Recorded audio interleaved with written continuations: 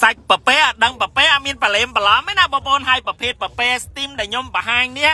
free ទៀតឲ្យតែថាបងប្អូនមកឲ្យទាន់ promotion មែនតើនិយាយទៅតម្លៃប៉ុនគាត់លក់ 25,000 រៀលនៅក្នុងម្ដុំតែបើថាបងប្អូនមកកំងជាប្រភេទបាទឈុតសាច់អាំងឬក៏ប្រភេទសាច់អាំងដែលខ្ញុំបង្ហាញនេះគឺ free ជូនបាទ50ឈុតដំបូងអត់គិតលុយទេមែនតើទៅទម្ងន់កន្លះគីឡូពុកម៉ែបងប្អូនជាប្រភេទបាទ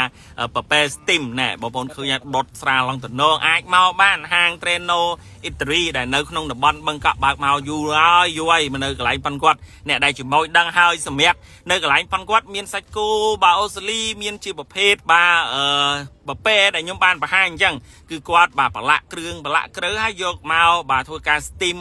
ហើយបានគាត់ដុតជាមួយនឹងថ្មក្តៅដើម្បីឲ្យពុកម៉ែបងប្អូនញ៉ាំបាទកម្ដៅនៅខាងក្រោមទៀតមែនតើទៅយើងញ៉ាំទៅបានក្តៅរហូតអញ្ចឹងណាហើយសម្រាប់បងប្អូនដែលគាត់ស្វែងរកកន្លែងជួបជុំល្ងាចឡើងចង់ញ៉ាំជាប្រភេទបាទសាច់គោឬក៏ប្រពេបាទ steam ដុតកម្ដៅក្តៅលើថ្មដាក់ជាមួយនឹងស្រាឡើងទំនងអីមកនេះជាមួយនឹងការ promotion ងាយដែរមកចាំប៉ះ50ឈុតដំបងអីមានការ free ជូនឲ្យតែកំងបាទឈុតសាច់អាំងឬប្រភេទសាច់អាំងដែលខ្ញុំបានបង្ហាញនៅក្នុងវីដេអូទៅបាទមានដាតមាន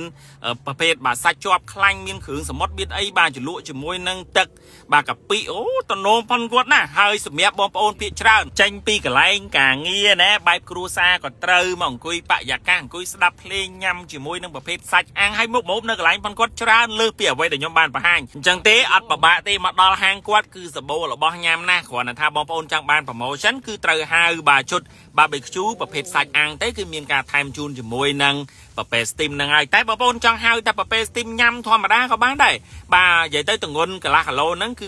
25,000 រៀលបាទតម្លៃហ្នឹងគឺទូទៅជាក់ស្ដែងដូចគាត់លក់រាល់ថ្ងៃអញ្ចឹងហើយសម្រាប់បងប្អូនបាទចង់មករកកន្លែងអីញ៉ាំនៅក្នុងតំបន់បឹងកក់ចង់សាកចង់ភ្លក់ប្រពេដឹងប្រពេរសជាតិឆ្ងាញ់បែបណាកុំភ្លេចមក Treno អ៊ីតាលីបាទលំអិតព័ត៌មាន promotion ម៉ោងបិទម៉ោងបើកអីអាចតាមដានព័ត៌មានបន្ថែមនៅខាងក្រោម comment ដែលខ្ញុំបានដាក់អរគុណច្រើនបាយបាយ